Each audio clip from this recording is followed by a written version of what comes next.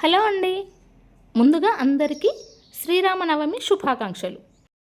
సీతారాముల కళ్యాణం రోజున ప్రతి ఒక్కరూ కూడా చేసుకునే ఈ పానకాన్ని ఎలా తయారు చేసుకోవాలో ఈరోజు నేను చేసి చూపిస్తున్నాను చూడండి.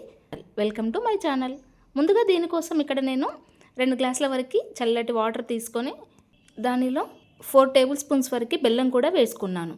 ఇలా వేసుకున్న తర్వాత కొద్దిగా ఇలాచి పౌడర్ వేసుకొని అలాగే కొద్దిగా పెప్పర్ పౌడర్ కూడా వేసుకోవాలి. ఇలా వేసుకొని దానిలో కొన్ని తులసాకులు కూడా వేసుకొని అంతా కూడా ఇలా కలుపుకున్నారంటే చాలా సింపుల్గా మనకి ఈ పానకం అనేది రెడీ అయిపోతుంది. ఇది వేసవిలో వేడి తాపాన్ని తగ్గించడానికి కూడా బాగా ఉపయోగపడుతుంది.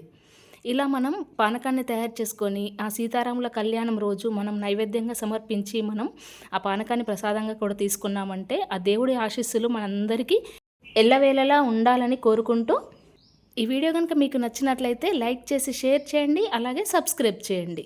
Thanks for watching.